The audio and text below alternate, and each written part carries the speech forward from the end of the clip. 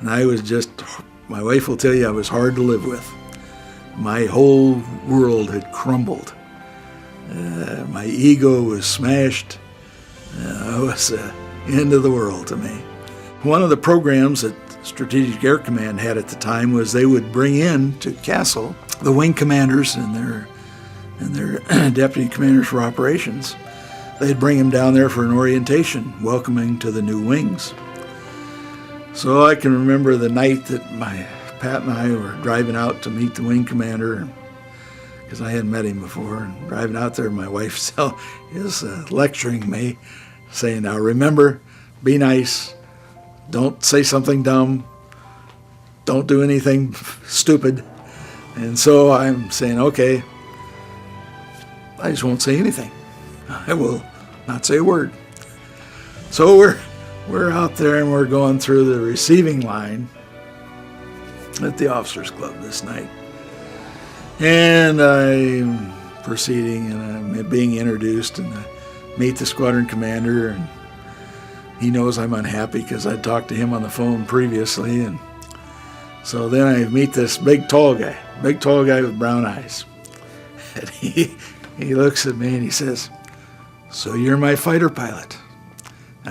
And right there, the dam broke, and I said, yes, sir, and I don't want to fly B-52s, and I don't want to be in SAC, and I want out of here. He says, quote, young hero,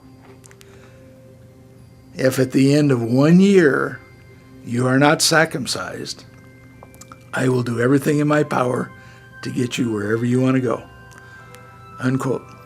I said, yes, sir, and we got a deal. 1 year later, I was back in F4s. And I'm sure that he kept his part of the bargain, and I did my thing and said I want to go back to F4s. So my tour in SAC was very short as a B-52 aircraft commander. Well, after that tour in SAC, the assignment out of there was back to Vietnam and went to Ubon, Thailand, flying F4s. And of course, in 1972, the war was heating up again. Got assigned to the 433rd Squadron, which was one of the 2 or 3 that were using the early versions of laser-guided ordnance. So it was a great learning experience. And then we came back, and after that, the war slowed down and the negotiations started again in 1973. And the last 3 or 4 months I was in Thailand, it was kind of slow.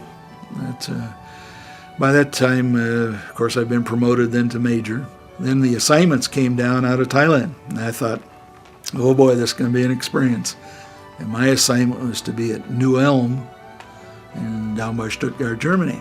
Lo and behold, about 3 weeks before I was to depart Thailand, my orders got changed. You're reassigned to F4s in England.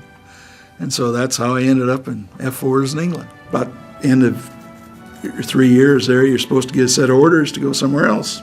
Never got any orders. And I remember Kenny Sublett walking out of the training department of the wing, said, hey, did you put your name in to go to Germany to fly F-15s? And I says, they don't want an old major like me. They're looking for young guys. He says, why don't you let me put your name in? And I said, well, go ahead, Ken. We were pretty good friends. And I said, yeah, go ahead and do it. Because I didn't think I had a prayer in hell of getting an assignment like that. Because I was just one of the good old boys. And so we're having a big operational readiness inspection, and the wing commander had been gone for 2 days. We're in the middle of this inspection, and at this time I'm working now as one of the directors in the command post. And there's 2 who work 12-hour shifts. You basically run the war with the advice of the wing commander and people behind you, but you've got a whole staff to support you. And so I'm sitting there, and we're going along in the middle of the night and getting ready for the big build-up tomorrow morning, which is the last day. And he says, Bates, keep your act together and you may have a job. And I'm watching 1,000 things going on, and it just kind of passed by me. Just never dawned on me what was coming on. And so, then I went home that night and went to bed. The next day, the make-believe war got over, and I got to talking to people, and come to find out, He had been to a staff meeting at headquarters, U.S. Air Forces Europe, to pick the crew members to go fly the first F-15 wing at Bitburg, Germany. And he'd been on that selection staff. And I was fortunate enough to be selected to go one of the early F-15 pilots at Bitburg, Germany. It was more likely the finest group of aviators, because each one of them was handpicked. Each one of them was a very selective and very skilled aviator, very skilled officer. And unfortunately, those only occur once in a lifetime. But it was an experience that I'll never forget. Plus, the airplane was absolutely state-of-the-art.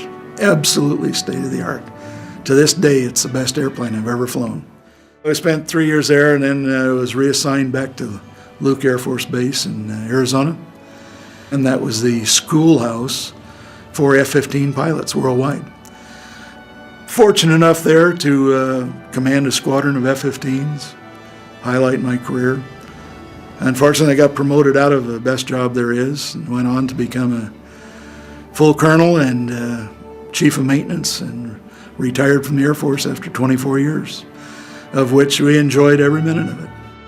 It's important that the wife of an officer support him, and so therefore I didn't work. I took all of my responsibilities with the military very serious, as well as raising the kids. I was very active in the wives' clubs wherever we went.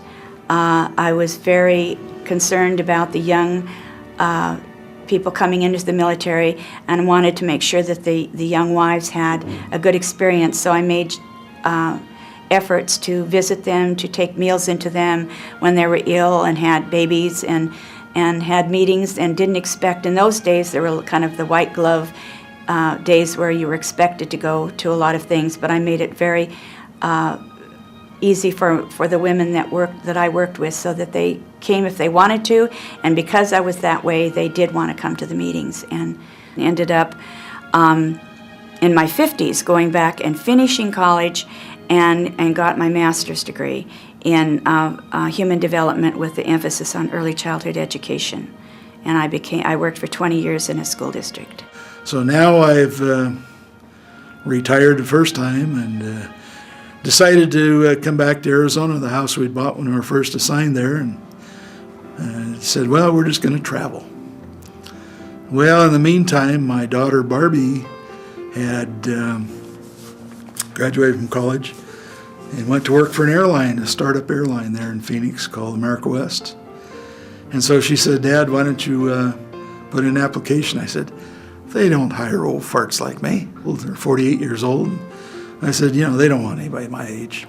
So I said, I'll put it in. So again, just like Kenny Sublett, I put in an application. So they hired me. And at that time, the airline was expanding very rapidly. 4 months later, I was a captain with the airline. So I spent the next 12 years as an airline captain, flying 737s and 757s for America West Airlines. Then the magic age 60 hit, and I have mandatory retirement. So one day before I'm age 60, I retire. Great time period. So then I retired from my second job. So then I said, well, now maybe I'll just go travel around. Didn't work.